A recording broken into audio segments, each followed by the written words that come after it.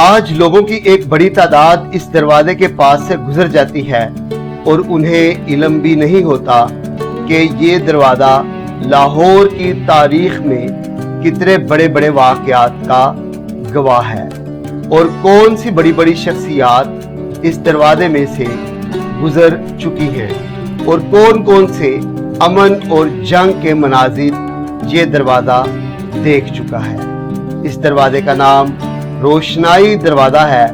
اس دروازے سے وابستہ کچھ حقائق، کچھ باتوں کا تذکرہ کریں گے۔ یہ دروازہ بادشاہی مسجد اور شاہی قلعے کے درمیان واقع ہے۔ یہ دروازہ اصل میں قلعے کا دروازہ ہے۔ یہ قلعہ کی مغربی دیوار کے باہر اور شہر کی دیوار کے اندر ہے، اس لیے اسے شہر کا دروازہ بھی گنا جاتا ہے۔ ماضی کے تمام بڑے بڑے نام جیسا کہ نادر شاہ، احمد شاہ ابدالی، اسی طرح کے دوسرے حملہ آور اسی دروازے سے لاہور کے قلعے میں داخل ہوتے رہے، اور وہ تمام بڑے بڑے راجے مہاراجے جو مذاکرات کے لیے بھی لاہور آتے تھے اسی دروازے سے گزر کے ہی قلعے میں داخل ہوتے تھے۔ جیسا کہ اس دور میں لاہور کا ایک اہم مقام تھا اور لاہور مغلیہ سلطنت اور بعد میں سکھ سلطنت اور اس کے بعد برٹش سلطنت میں بھی ایک اہم ترین مرکزی شہر کا کردار نبھاتا رہا۔ تاریخ کے بڑے بڑے واقعات اور بڑے بڑے مذاکرات لاہور قلعے میں واقع ہوئے، اور جو راجے مہاراجے لاہور قلعے میں آیا کرتے تھے وہ اپنے قافلوں کے ساتھ اسی دروازے سے لاہور کے قلعے میں داخل ہوا کرتے تھے، اور اس کے ساتھ ساتھ فاتحین بھی اسی دروازے کو قلعے میں داخل ہونے کے لیے استعمال کرتے رہے۔ وہ اپنے ہاتھیوں پہ سوار ہو کے اپنے قافلوں کے ساتھ یہاں سے گزرتے رہے۔ روایت ہے کہ چراغ اس دروازے میں روشن کیے جاتے تھے اور یہاں سے قلعے میں لے جائے جاتے تھے تاکہ قلعے کو روشن کیا جائے۔ اسی سبب اس کا نام روشنائی دروازہ پڑا یا روشنی والا دروازہ پڑا۔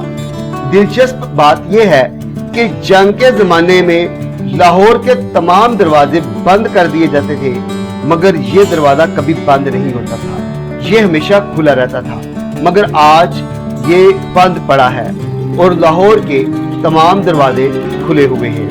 لاہور کے باقی تمام دروازے گھرتے رہے، جنگوں سے ان کو نقصان اتارا اور وہ دوبارہ تعمیر کیے گئے، کچھ سکھ دور میں اور جیسا کہ دہلی گیٹ انگریز دور میں، مگر یہ دروازہ آج بھی اپنی اصل حالت میں موجود ہے۔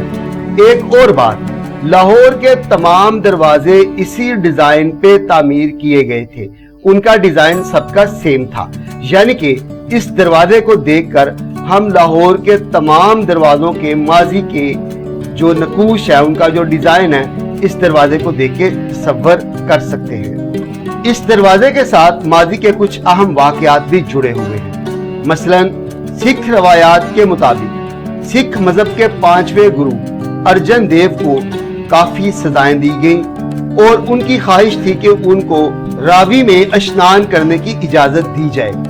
ان کو اسی دروازے سے گزار کے راوی تک لایا گیا، اور جب وہ راوی میں اترے اس کے بعد وہ کبھی باہر نہیں آئے، جہاں ان کی یاد میں رنجیت سنگھ نے گردوارہ ڈیرا صاحب تعمیر کیا، جو کہ اب بھی ساتھ ہی موجود ہے۔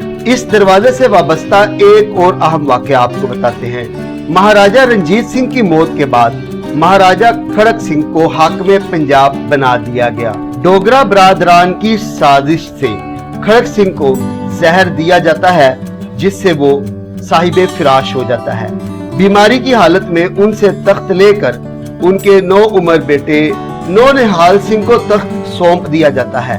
5 نومبر 1840 کو کھڑک سنگھ کی مرگ کے موقع پہ جب نونہال سنگھ اپنے والد کی چتا راوی کے کنارے جلا کے واپس قلعے کی طرف آ رہا ہوتا ہے، اسی دروازے میں سے گزرتے ہوئے ایک حادثہ ہوتا ہے۔ اوپر سے ایک بڑا چھجا گرایا جاتا ہے، جس سے نونہال سنگھ زخمی ہوتا ہے اور اس کے کان سے خون بہنا شروع ہو جاتا ہے۔ الیگزینڈر گارڈنر، جو کہ سکھ فوج میں کرنل کے عہدے پہ تھا، اس کے مطابق وہ نونہال سے چند قدم پیچھے ہی چلتا ہوا آ رہا تھا۔ نونہال کے اوپر جب چھجا گرا تو وہ اس قابل تھا کہ خود چل کے جا سکے، मगर उसे फौरी तौर पे स्ट्रेचर पर डालकर किले ले जाया गया और वहां पे उसका इलाज शुरू किया गया। लेकिन बाद में खबर आई कि नौनिहाल सिंह इंतकाल कर गया है।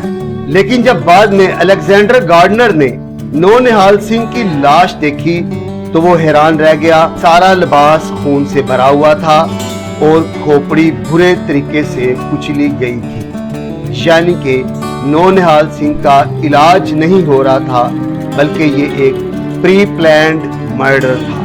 इस वाकया के बाद इस दरवाजे को मुस्तकिल तौर पर बंद कर दिया गया। आज इस दरवाजे का एक रुख हजूरी बाग की जानिब है और इसका पिछला हिस्सा गुरुद्वारा डेरा साहिब में मौजूद है और गुरुद्वारा डेरा साहिब में इस दरवाजे के बिल्कुल साथ तोसी करके इमारत को वसी कर दिया गया है।